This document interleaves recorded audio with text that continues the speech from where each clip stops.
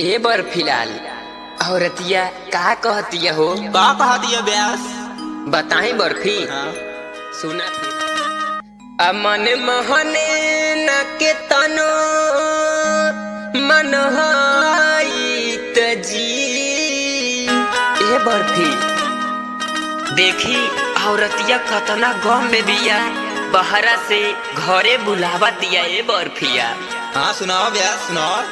कैसे कहतिया कौना भाव में? सुना किलोहर से धोवा जाता है हाय, लोहर से धोवा जाता है।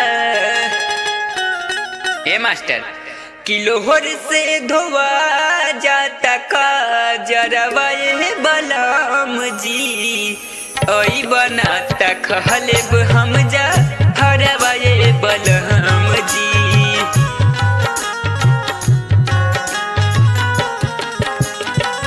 लोहर से धोवा जाता है, लोहर से धोवा जाता का जरवा बलम जी, ओई बनाता खलेब हम जा हरवा बलम जी, ओई बनाता खलेब हम जा हरवा बलम जी, ओई बनाता खलेब हम जा।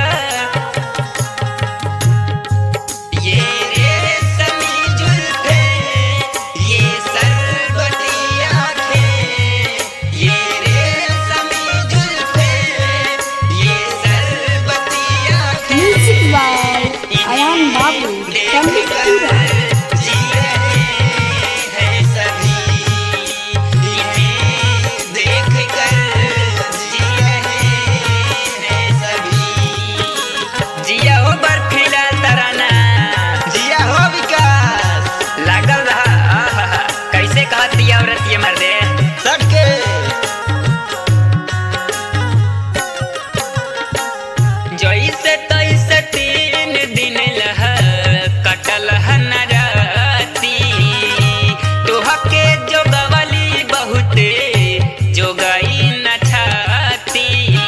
ए बर्फी औरत बड़ा वियोग में बाहू, बहुत याद करतिया अपना पति के। देखा कैसे बुलावतिया, कैसे बुलावतिया हो ब्यास? सुना बर्फी सुना। जैसे तैसे 3 दिन लह कटल नराती, तोहके जोगवनी बहुते जोगही न छाती। रोबतावे हो पिया,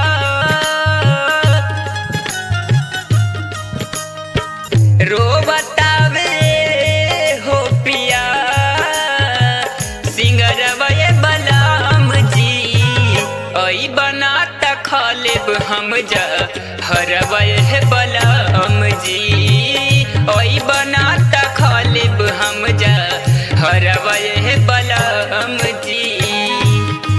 इस जमाने को क्या हो गया दोस्तों, इस जमाने को क्या हो गया, किसी को आयान बाबू बेवफा हो गया, जिसको चाहा वही बेवफा हो गया। जिया हो गया। देखा ए बार फिलहाल औरतिया आगे का कहतिया हो? का कहतिया हो? बड़ा दुख में बिया हो। कैसे कहतिया हम बताओ तानी। सुना ए बर्फी का कहतिया।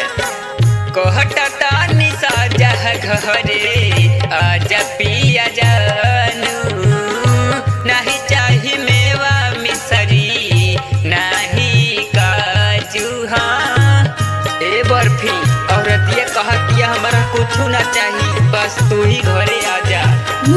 आइबा कि ना बोला ना, फिर से बुलावतिया। देखा का कहतिया।